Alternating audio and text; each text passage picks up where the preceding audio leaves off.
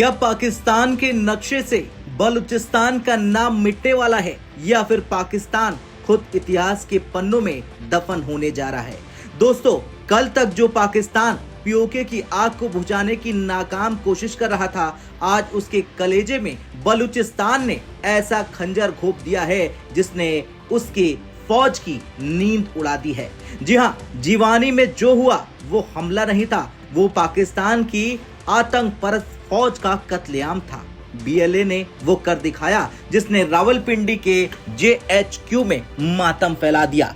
30 पाकिस्तानी जवान, जी हां, गिनती याद रखिए, कुल 30 जवान एक ही झटके में जहन्नुम रसीद कर दिए गए और पाकिस्तान की सरकार के मुंह पर ताला लग गया। आज की इस रिपोर्ट में देखिए कैसे मजीद ब्रिगेड के एक ट्रक ने पूरे पाकिस्तानी कोस्ट गार्ड की इज्जत के परखच्चे उड़ा दिए। अब विस्तार से समझिए कि आखिर हुआ क्या। देखिए, जीवानी जो ग्वादर के पास पाकिस्तान का एक रणनीतिक गढ़ है, यहाँ पाकिस्तानी कोस्ट गार्ड ने एक अभेद्य किला बना रखा था। ये वो किला था जहाँ से बलूच आजादी की आवाज को कुचला जाता था, लेकिन अब बीएलए की मजीद ब्रिगेड ने इस किले की ईंट से ईंट बजा दी। दरअसल पाकिस्तानी रिपोर्ट्स के अनुसार अताउल्लाह बलोच नाम का एक फिदाइन एक ट्रक में सैकड़ों किलो बारूद भरकर मौत बनकर आया। जैसे ही ये ट्रक कोस्ट गार्ड के कैंप से टकराया, आसमान तक आग की लपटें उठी और फिर पाकिस्तान का वो फोर्टिफाइड कैंप जिस पर उसे नाज था, वो महज 43 सेकंड में मलबे का ढेर बन गया। बीएलए के मीडिया विंग हकाल ने जो वीडियो जारी किया है, उसे देखकर किसी भी फौज की रूह कांप जाए। हालांकि हम वीडियो तो नहीं दिखा सकते हैं, लेकिन उसका स्क्रीनशॉट आपके सामने है। लेकिन दोस्तों, अभी रुकिए, कहानी यही खत्म नहीं होती है। बीएलए ने इस बार शिकार करने का तरीका ही बदल दिया है। जैसे ही धमाका हुआ, अफरा तफरी मची। जो सैनिक मलबे से बाहर निकल रहे थे, उनके स्वागत के लिए बीएलए का फतेह स्क्वाड पहले से ही पोजीशन लेकर बैठा था। चारों तरफ से गोलियों की ऐसी बौछार हुई कि पाकिस्तानी कोस्ट गार्ड के जवानों को संभलने तक का मौका नहीं मिला। सोचिए, एक तरफ मलबे में दबे साथी और दूसरी तरफ सामने से बरसती गोलियां। बीएलए ने जो दावा किया है, उसने आसिम मुनीर के पैरों के नीचे से जमीन ही खिसका दी। दरअसल बीएलए का दावा है कि ये उनके सबसे सफल कोऑर्डिनेट अटैक्स में से एक है।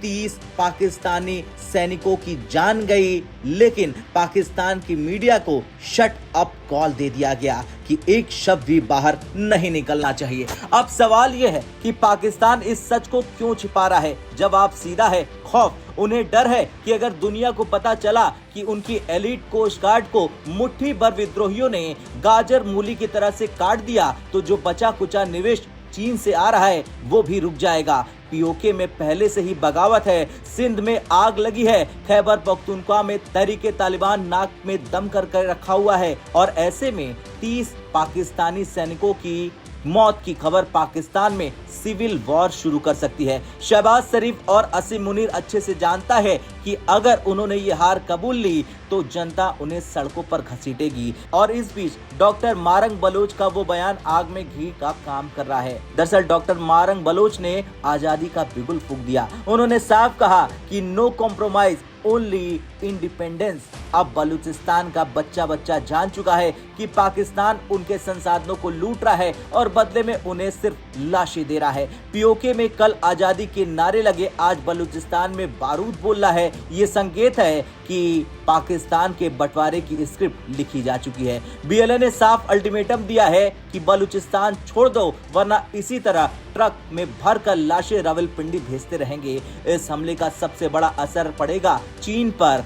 सीपीसी यानी सीपेक के नाम पर चीन ने जो अरबों डॉलर का जुआ खेला है, वो अब डूबता नजर आ रहा है। जीवानी में हमला मतलब ग्वादर के गले पर हाथ। अगर पाकिस्तान अपनी कोस्ट गार्ड को नहीं बचा सकता तो वो चीनी इंजीनियरों की हिफाजत खाक करेगा। बीजिंग से लगातार दबाव बढ़ा है और पाकिस्तान की सेना अब इस कदर हताश है कि वो आम लोगों पर गोलियां चलाने की फिराक में है ताकि इस हार का गुस्सा निकाला जा सके। खैर, ये हमला एक चेतावनी है। पाकिस्तान की हुकूमत अब ताश के पत्तों की तरह ढह रही है। डिफेंस मिनिस्ट्री गायब है, पाकिस्तानी प्रधानमंत्री डरा हुआ है और पाकिस्तानी फौज के पास अब सिर्फ प्रोपेगेंडा बचा है।